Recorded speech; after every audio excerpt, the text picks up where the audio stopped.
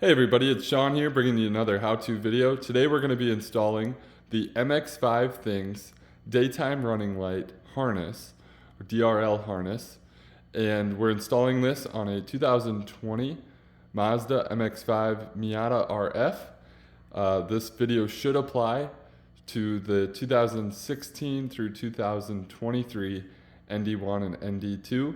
And of course the ND3, they went away with the DRLs. So let's take a look at what we're going to need today.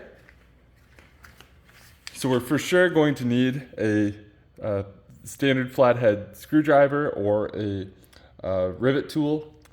I've got a Phillips head screwdriver here. If you have a Japanese screwdriver, that'd be even better. Of course, we've got our daytime running light harness from MX5things. A small magnet just may help in catching a nut. You'll see that later. Then we have a 10mm socket on a ratchet. Also, to hold that nut in place, it may be helpful to have some painter's tape. In case we break some styrofoam, we may need some duct tape as well. And then we've got whatever your preference is for a work light. And we've got, in my case, my knees are getting old, and so I'm going to be using a small pad just to help with crawling under the vehicle. So let's get started. First, we'll pop open the driver's side door if you have a left-hand drive vehicle. Otherwise, you'll be on the passenger side for a right-hand drive vehicle. Now, the first thing we're going to do is pop off this door trim, and this should simply pop right out of some inserts for some tabs. So we're going to pull gently from the inside and pull straight up. We're going to do that all the way across to get that door sill pulled up. Okay, I've got this loosened up. We'll carefully take that off and we'll set that aside so that we won't hit it later here. The next thing we're going to do is grab this weather stripping or rubber trim, and we're going to pull this out all the way from up underneath here. We're going to just simply remove that to get it out of our way. That'll also allow us to remove the kick panel where some of the fuses are held. So we'll set that trim out of the way. Now once we get inside the vehicle, I'll get my work light set up so we can see here in the driver's side footwell on this left-hand drive vehicle. Now that I've got my light on, you can see we're going to remove this rivet over here. And we're simply going to try to get the inside insert there on that rivet to slide upwards. I'm going to use my flathead screwdriver. And once I get that up about a 1/4 inch, then I should be able to get the entire rivet to simply pull out of that hole. Now that that pop rivet is removed, we're going to remove this kick panel and fuse box cover. Set that down. Next, we're going to help us in moving the carpet back out of the way, we're going to remove this Phillips head rivet. So first you're going to screw counterclockwise and remove that Phillips screw. And once you do that, then that rivet should pop up, which again will give us better access to removing the carpet. Now would also be a good time to remove the floor mats. Just simply pry up on these two tabs, and you can remove your factory floor mats. Okay, now that this pop rivet is removed, or the Phillips head rivet's removed, and we've got the factory floor mats removed, what we're going to do is start to pry this carpet away. And I'm actually going to take this dead pedal here, and I'm going to fold it back and wedge it behind the clutch pedal. So this will get a little tricky, but I'm going to have to basically bend this and kind of warp it to get just to get it behind the other side here of the clutch pedal. And once we get it there, it should stay in place with that clutch pedal kind of keeping it held back.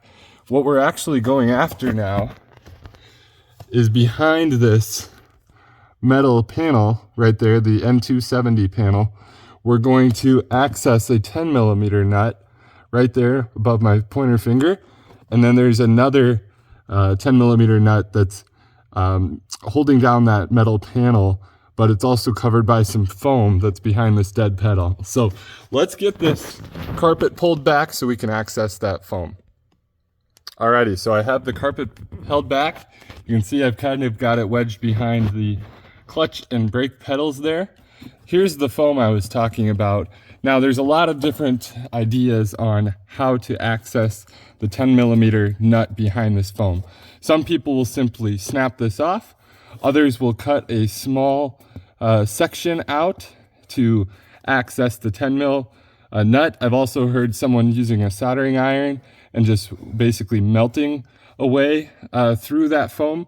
In my case, I'm going to try to get behind it. There's a good chance I'm just going to simply break it. That's okay. It's not going to be a material change there.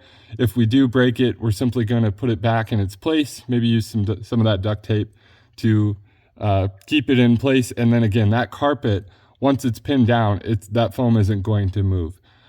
So it's pretty low risk, however you want to try to do it. Again, I'm going to try to access it behind the foam. Likely will break it. If I do, I'll simply tape it up, put it back where it belongs, and we will move on with life. But yeah, let's go ahead and keep moving forward, trying to access those two 10mm nuts. Alrighty, I just want to show you guys how I was able to access this. So I did crease the foam a little bit, but I actually didn't break the piece off. And then behind that foam, I was able to essentially just pry it enough to access where that 10mm bolt was, or excuse me, 10mm nut was. You can see the stud on the end behind the metal plate. So that's how I was able to get at it. Again, many people have cut a notch in the foam, others have sawed off a piece of the foam, and others have simply just manhandled it and broken the foam off. Again, not a big issue. Just want to let you know that it is accessible without completely destroying the foam here. Again, all I was able to do is kind of crease the foam a little bit without actually breaking it off, just to make it a little more flexible for me. So now I'm going to go and remove that metal plate. There is a chance that plate is still going to be held in place because the hood cable does attach at the top of that plate, right at the top left corner there. So just be mindful of that. There is a little tab, you can slide it out, but don't go yanking on that plate to remove it. At least try to access or remove it from that hood latch cable. So I'm gonna pull this plate out, then I'll show you what we're looking for. Okay, now that I have the plate removed, we're actually going to be disconnecting that factory plug-in there in the top right, and we're going to be installing our MX5things daytime running light jumper harness here. So just so you know, this is how we're going to remove that clip. Is there's this little tab on the end of that harness. So that's what we're going to depress and then simply pull it out. Then we're going to insert the end that's currently in that plug-in, and we're going to simply install that and plug it in right here. It's the only way it'll go in.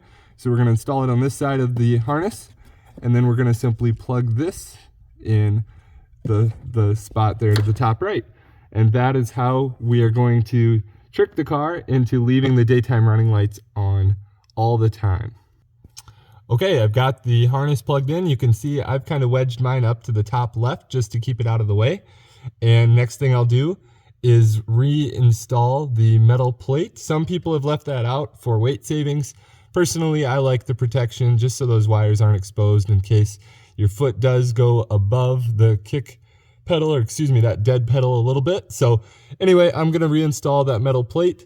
It might be a little tricky getting that nut. That's where that painter's tape might be helpful. Put it inside the socket, the 10mm socket, and that will help hold that nut in place to put it back on that stud that we're looking at right there. So just be very mindful and careful. If you do drop it, of course, a magnet's your best friend, and you might have to do a little more digging behind the styrofoam, might have to break some more foam to get back behind there. But again, I'm gonna go reinstall that plate. Again, don't forget to reinstall the hood latch cable on the plate if you do decide to reinstall your plate.